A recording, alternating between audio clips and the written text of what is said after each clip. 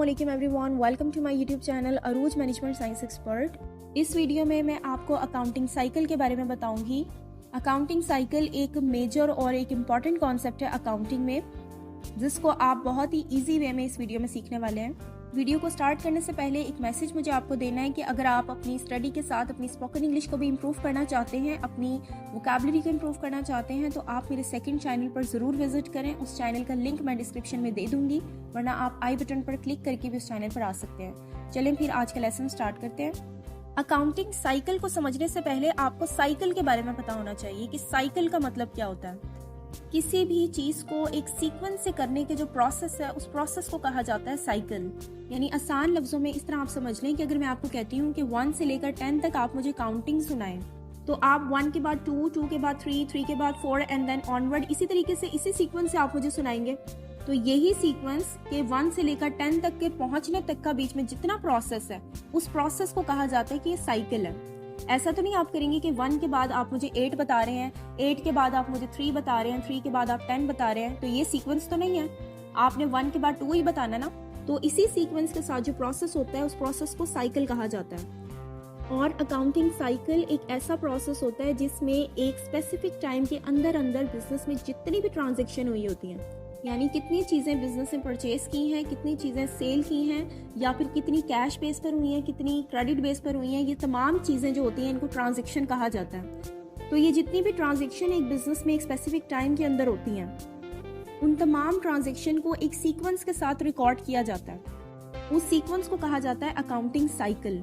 यानी कि उस साइकिल में, उस प्रोसेस में अकाउंट से रिलेटेड सारी चीज़ों को सीक्वेंस वाइज डील किया जाता है।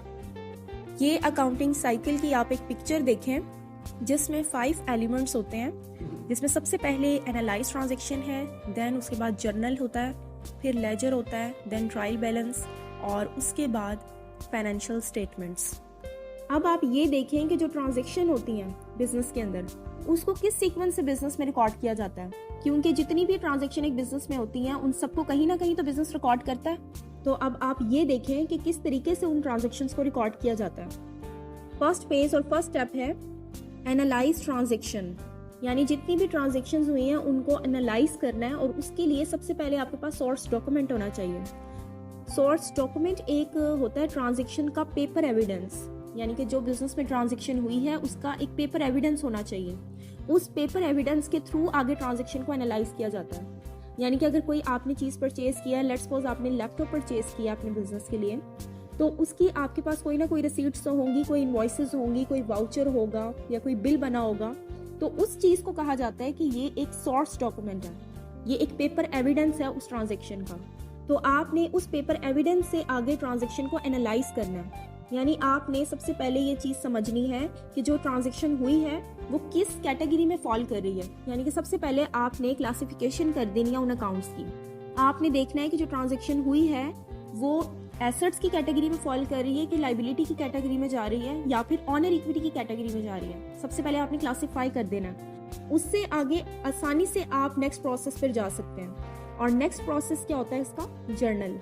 जब आपने सोर्स डॉक्यूमेंट से डाटा ले लिया और उस डाटा को आपने एनालाइज भी कर लिया, नेक्स्ट स्टेप पे आपने क्या करना है, उस डाटा को आपने एक बुक में भी रिकॉर्ड करना है ताकि आगे का प्रोसेस स्टार्ट हो। और वो बुक क्या होती है? जर्नल, जिसे बुक ऑफ अकाउंट्स कहा जाता है, जिसमें अकाउंट्स की तमाम ट्रांजेक्शंस को रिकॉर्ड किया जाता है, जो डे टू डे ट्रांजेक्शंस होती हैं। यानी कि डेली बेस पर जो चीज़ आपके पास से चली गई है, जो बिजनेस के लिए आपने काम किया है, वो तमाम ट्रांजेक्शन को आपने जर्नल में रिकॉर्ड करना है डेट वाइज। यानी क्रोनोलॉजिकल सीरीज के साथ आपने ट्रांजेक्शंस को जर्नल में रिकॉर्ड करना है। जर्नल के ऊपर भी मैंने एक डिटेल वीडियो बनाई है, उस वीडियो का लिंक मैं डिस्क्रिप्शन में दे दूंगी। उस वीडियो में मैंने जर्नल का ओवरव्यू दिया है। अब आप देखें, जब जर्नल बन जाता है तो जर्नल के बाद नेक्स्ट स्टेप होता है लेजर बनाना, जिसे टी अकाउंट भी कहा जाता है। अब लेजर क्या होता है? जो आपने जर्नल में ट्रांजैक्शंस रिकॉर्ड कर ली हैं, तो लेजर में उन तमाम चीज़ों के एक सेपरेट अकाउंट बनाए जाते हैं। और अकाउंट किस बेस पे बनाए जाते हैं? जो कि हमने फर्स्ट स्टेप में देखा था कि जो भी ट्रांजैक्शन हुई है उसकी आपने क्लासिफिकेशन कर देनी है, कौन सी चीज़ किस कैटेगरी में फॉल कर रही है। जब आपको ये चीज़ पता चल गई है तो लेजर में आपने उनके अकाउंट्स बनाने होते हैं, टी अकाउंट्स बनाने होते हैं सेपरेटली। यानी अगर आपने जर्नल में क्या चीज़ रिकॉर्ड की है कि आप अगर लैपटॉप परचेज कर रहे हैं या कोई मशीनरी परचेज कर रहे हैं, लेट्स सपोज आपने मशीनरी परचेज की है, तो आपने जर्नल में उस मशीनरी की एंट्री रिकॉर्ड करनी है। कि machinery account to cash account. अब ये एंट्री किस तरह से हुई है ये मैंने एक डिटेल में जर्नल में बताया है, आप वो वीडियो देख लीजिएगा। ये वीडियो बहुत लंबी हो जाएगी अगर मैं डिटेल में इसको समझाने लगूंगी तो आपने जर्नल में ये चीज़ रिकॉर्ड कर लिया कि machinery account to cash account. अब लेजर में क्या होगा कि आपने देखना है सबसे पहले एसेट्स कौन कौन से हैं, कैश है, एसेट्स, ठीक है, और इसी तरह से मशीनरी भी कैसेट है, तो दोनों के लेजर में अकाउंट बनेंगे सेपरेटली, ठीक है। और इसी तरह से तमाम ट्रांजैक्शन के सेपरेट नेम से अकाउंट बनते हैं और उस अकाउंट में बैलेंस को इक्वल करने के लिए आपने कहीं ना कहीं बैलेंस डालना होता है ताकि आपकी डेबिट साइड और क्रेडिट साइड इक्वल आए। लेजर पर भी मैं एक डिटेल में वीडियो जल्दी बनाऊंगी। जब लेजर भी हमारा बन जाता है तो नेक्स्ट फेज होता है हमारा ट्रायल बैलेंस बनाना।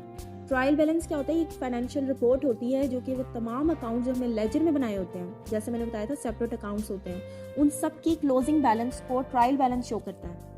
यानी जो हमने जितने जितने अकाउंट्स के अंदर बैलेंस डाले थे उन तमाम बैलेंस को हमने ट्रायल बैलेंस में लिखना होता है, यहाँ पर उन बैलेंस को शो करना है, डेबिट साइड पर भी और क्रेडिट साइड पर भी। और जो ट्रायल बैलेंस होता है ये बेसिकली बुक को क्लोज करने का पहला स्टेप होता है, ठीक है। इसमें बैलेंस इक्वल होना चाहिए।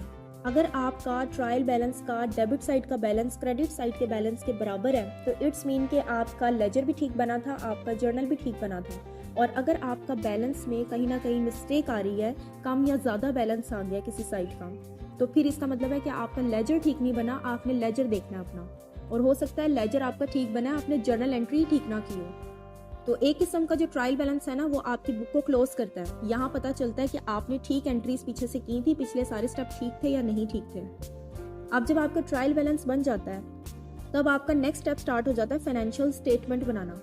अब फाइनेंशियल स्टेटमेंट जो होती है सबसे एंड का प्रोसेस होता है और 5वां स्टेप है ये।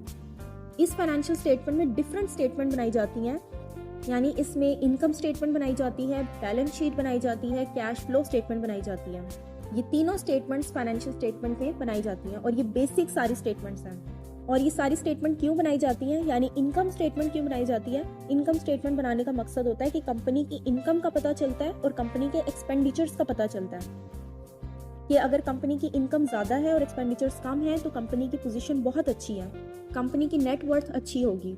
और इसी तरह से बैलेंस शीट जो है वो बिजनेस की स्टैंडिंग बताती है कि कंपनी के एसेट्स कितने हैं और कंपनी की लाइबिलिटी कितनी है। अगर तो कंपनी के एसेट्स ज़्यादा हैं कंपनी की लाइबिलिटी से तो इट्स मीन कि कंपनी की स्टैंडिंग पोजीशन अच्छी है, कंपनी ठीक तरीके से चल रही है, अपने एसेट्स को बढ़ा रही है वो। और अगर कंपनी की जिम्मेदारियां या लाइबिलिटी ज़्यादा हैं और एसेट्स कम है तो इसका मतलब है कि कंपनी की पोजीशन बहुत ख़राब है। इसी तरह से तीसरी फाइनेंशियल स्टेटमेंट होती है cash flow statement. Cash flow statement क्या बताती है कि कैश का फ्लो क्या है, कैश इनफ्लो कितना है, यानी कि कंपनी में पैसा कितना आ रहा है, और कंपनी का कैश आउटफ्लो यानी कि कंपनी से बाहर कितना पैसा जा रहा है, ये बताती है। अगर तो कंपनी की इनफ्लो जो है कैश इनफ्लो वो ज़्यादा है कैश आउटफ्लो से तो इट्स मीन की पोजीशन बहुत अच्छी है। और अगर कैश आउटफ्लो ज़्यादा है और कंपनी की कैश इनफ्लो कम है तो इट्स मीन के पैसा कंपनी से ज़्यादा बाहर जा रहा है, तो कंपनी की कैश फ्लो पोजीशन अच्छी नहीं है। जैसे कहते हैं ना इंपोर्ट और एक्सपोर्ट में डिफरेंस, यानी कि एक्सपोर्ट जितनी ज़्यादा होगी उतना ही अच्छा होगा और इंपोर्ट जितनी कम होगी उतना ही अच्छा होगा। इसी तरह से कैश इनफ्लो जो है जितना ज़्यादा होगा उतना ही अच्छा है और जितना कैश आउटफ्लो ज़्यादा होगा उतना ही बेटर है।